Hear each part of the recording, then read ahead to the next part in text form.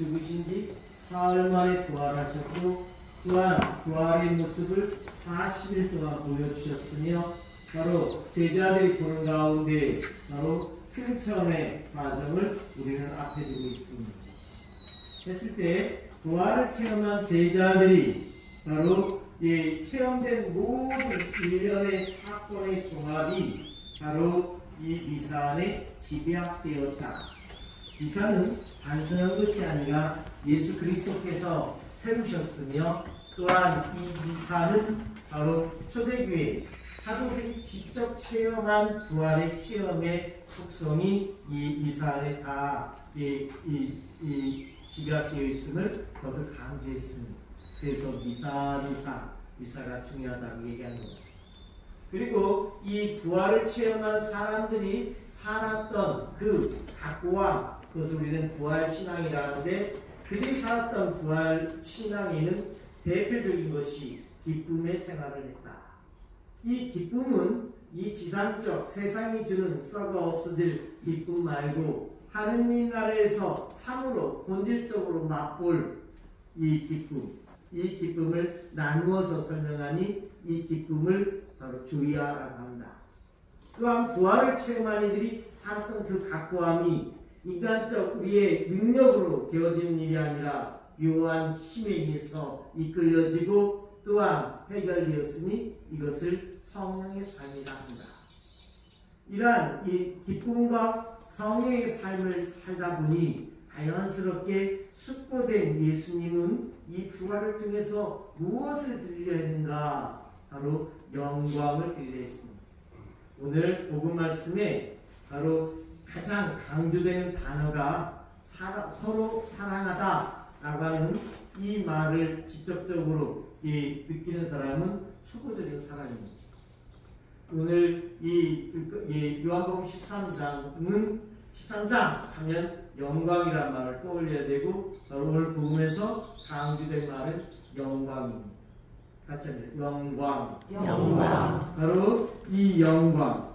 부활하신 하느님께서 몸소 사람의 아들을 영광스럽게 한 사건. 이 사건이 부활입니다. 더 구체적으로 세상이 생기기 전에 하느님 앞에서 누렸던 그 특별한 기분, 특별한 바로 그것을 영광이라고 합니다. 그 각별한 영광을 똑같이 되돌린 사건이 부활입니다. 그래서 요한복음은 바로 두 부분으로 나눠져 있는데 바로 1장부터 12장까지는 표징의 책이라 하고 13장부터 마지막까지는 영광의 책이라 하는 까닭이 13장부터는 이 예수 그리스도께서 하느님께 영광을 드리는 책이요 또한 이 영광을 그대로 우리에게 가르치고 입혀주는 과정이 13장부터입니다. 그래서 이 영광이란 말 굉장히 중요합니다. 바로 그래서 요한복음을 오늘 이 독서를 여러분이 읽는 겁니다. 괜히 읽는 게 아닙니다. 바로 부활하신 주님은 우리들의 눈에서 모든 눈물을 닦아주십니다. 이를 믿습니까? 아멘. 여기 여러분들이 시원찮게 믿으니까 눈물을 흘려도 지들이 막 닦으려고 하잖아요. 바로 부활의 예수님은 우리들의 눈물을 모두 닦아주십니다. 다시는 죽음이 없고 다시는 슬픔도 울부짖음도 괴로움도 없을 것이라. 삼삼하죠? 네. 이랬으면 좋겠죠? 네. 뭔지 모르겠어요?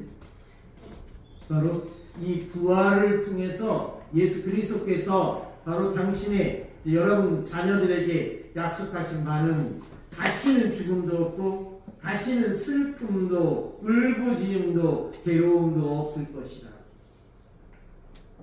부활의 예수님은 모든 것을 새롭게 되돌리십니다. 어떻게? 하늘스럽게. 어떻게? 영광스럽게.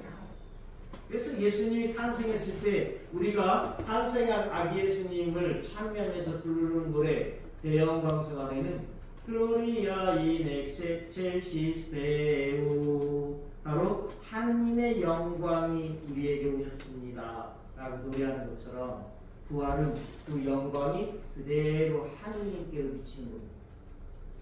바로 우리가 드릴 수 있는 우리 말의 차원에서 바로 하느님께 기도를 드린다 라고 감사 기도를 드린다, 이 정도 차원이죠. 예수 그리스도는 감사란 말을 잘 씁니다. 영광이란 말을 씁니다. 바로 내가 산 신앙은 그리스도 예수를 영광스럽게 하기 위해서 사는 신앙이어야 됩니다. 그리스도가 성부 하느님께 영광을 드린 것처럼 우리는 그리스도께 영광을 드릴 수 있어야 된다.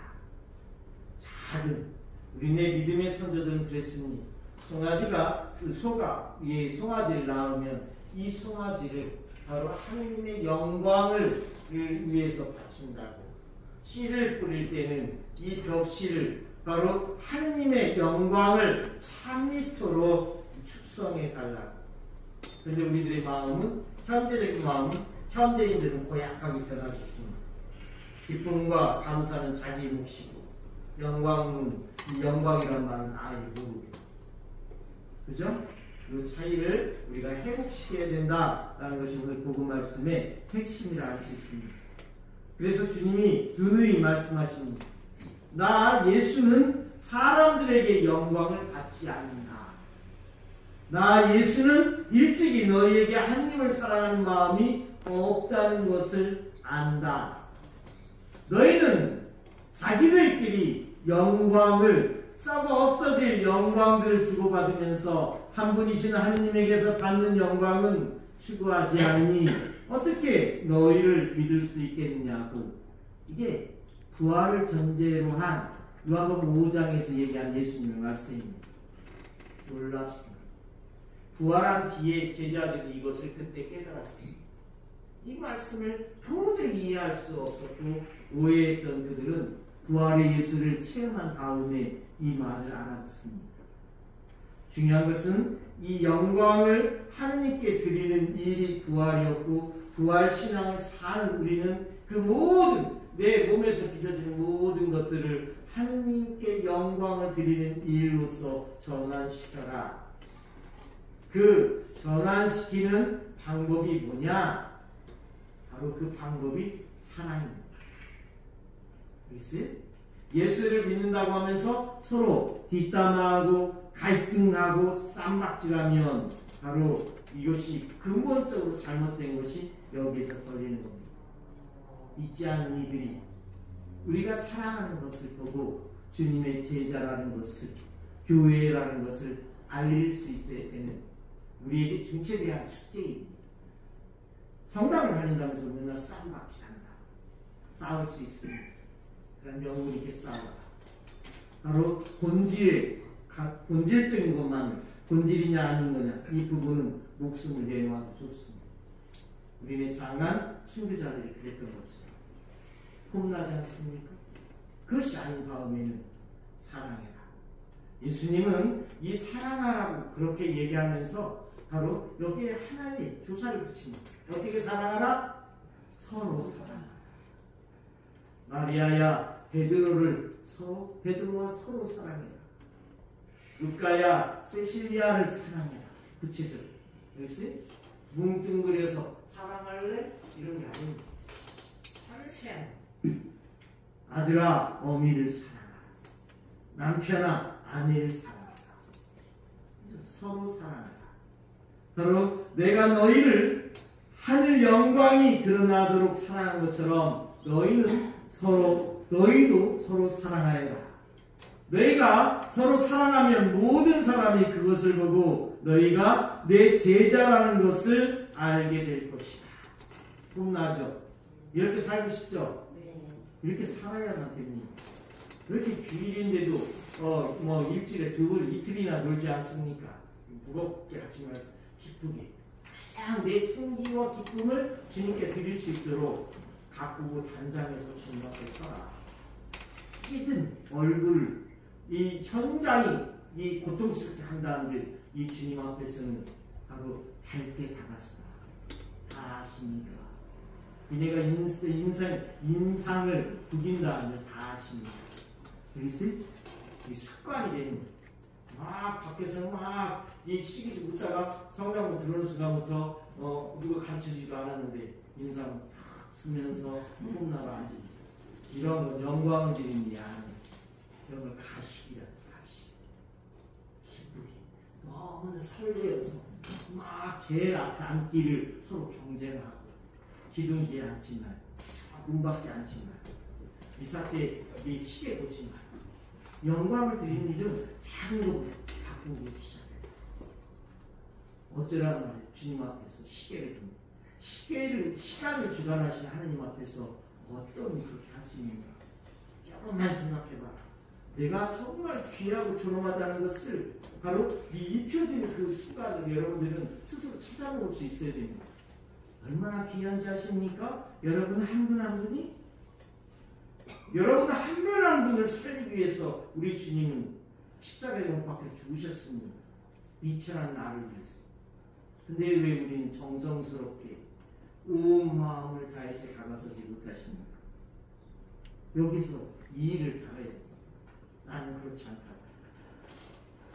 영광이란 말, 서로 사랑하란 말에 너무 추상적으로 갇혀 있어가지고 이걸 낮게 잘게 쪼개서 묵상해야 되는데 이걸 안 뭉뚱그려 생각하니까 사랑 오히려 이 너희가 서로 사랑하는 것을 보고 내 제자라는 것을 알게 하라고 하는 주님의 말씀과는 정반대로 믿지 않는 사람들이 그런 저작 것들을 서로 썩어질한다고. 우리 천주교 신자들을 보고 이러면 되겠습니까? 저작 것들은 서로가 못자 먹어서 안달이다. 이런 말을 들어서는 안 되겠죠. 이 부분이 현실이라면 어떻겠습니까? 그래서 일찍이 이 철학자 토마스 아퀴나스는 이런 얘기를 합니다. 우리의 육신은 악습의 원천입니다. 예수 그리스도를 본받기 위해 모든 욕심을 끊는 것이 필요합니다. 이 욕심을 끊는 수단이 뭐냐? 십자가입니다. 예수님의 십자가는 모든 욕심을 끊는 제육의 최고 단계입니다. 거기에 영광이 있습니다. 이 말씀하시죠. 이 토마스 아퀴나스 철학자가 신부님인 걸 아시죠? 바로 그 모든 욕심, 예수님의 십자가는 모든 욕심의 최고 단계입니다. 이것을 십자가로서 끊을 때 바로 거기에 영광이 있다고 하는 사실을 가르쳐줍니다. 바로 이 사도 베드로는 얘기합니다. 여러분은 그리스도를 본 일이 없습니다. 하지만 주님을 사랑합니다. 여러분은 지금 그분을 보지 못하면서도 그분을 믿습니다. 그렇기 때문에 이루 말할 수 없는 영광스러운 기쁨 속에서 중단 없이 삶을 긍정하는 사람입니다. 그리고 우리가 부정적인 게 너무 많죠? 너무나.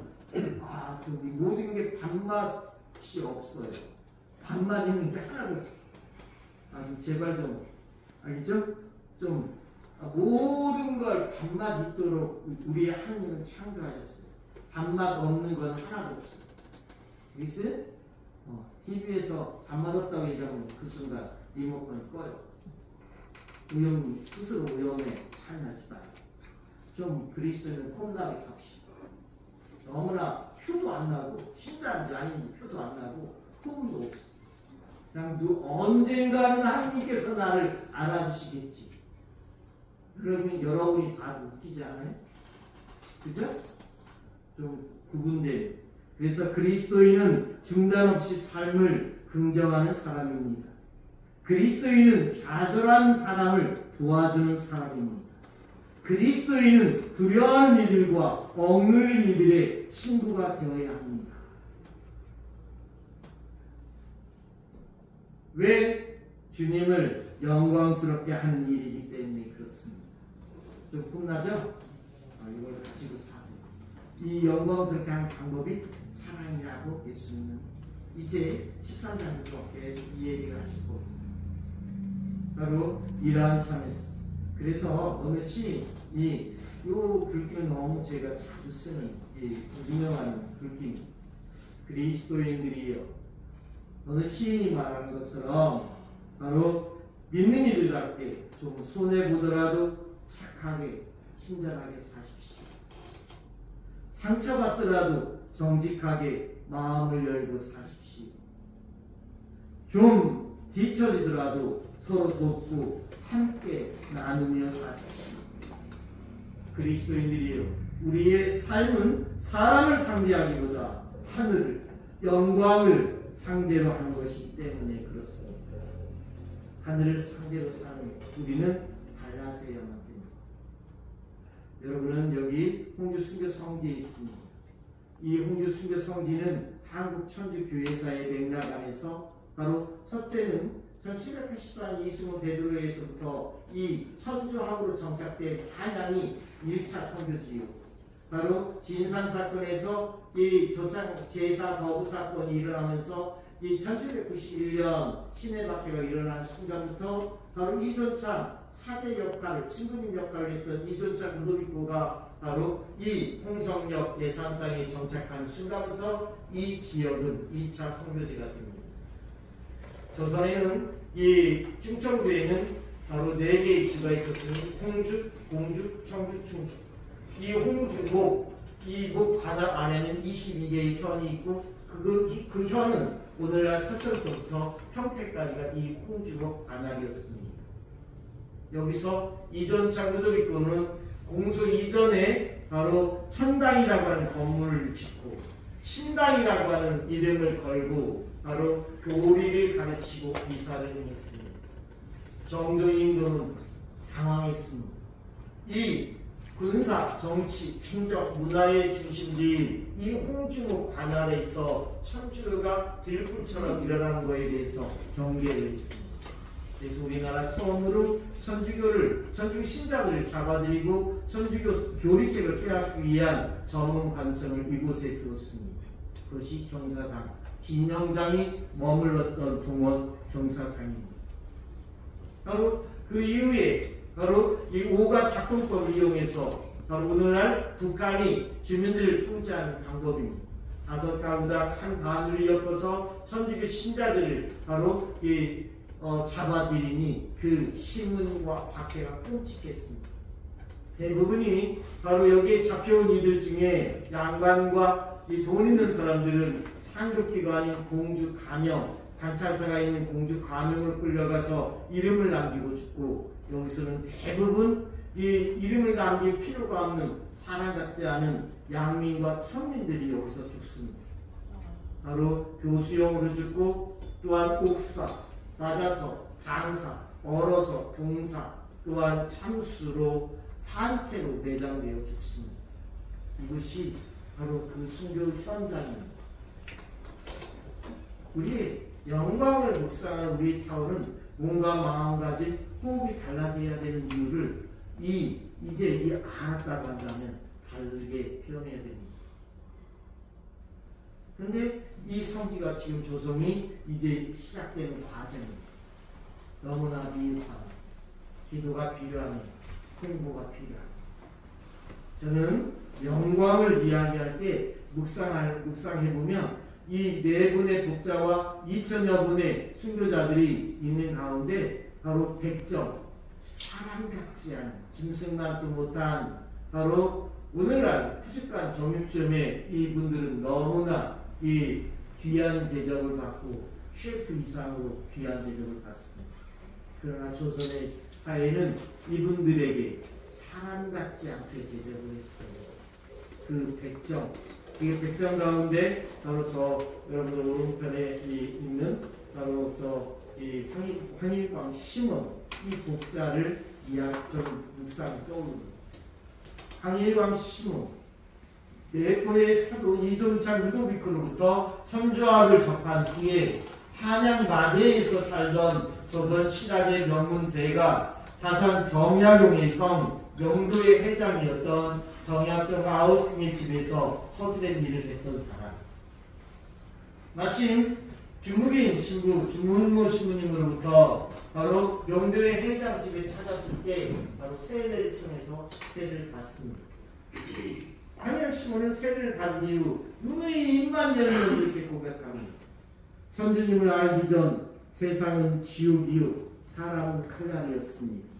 천주님을 알기 전 나는 짐승이고 백정이었습니다. 천주님을 알고 나니 세상이 천국이요 사람은 은인이 되었습니다. 천주님을 알고 나니 나는 천주님의 자녀요 비로소 사람이었습니다.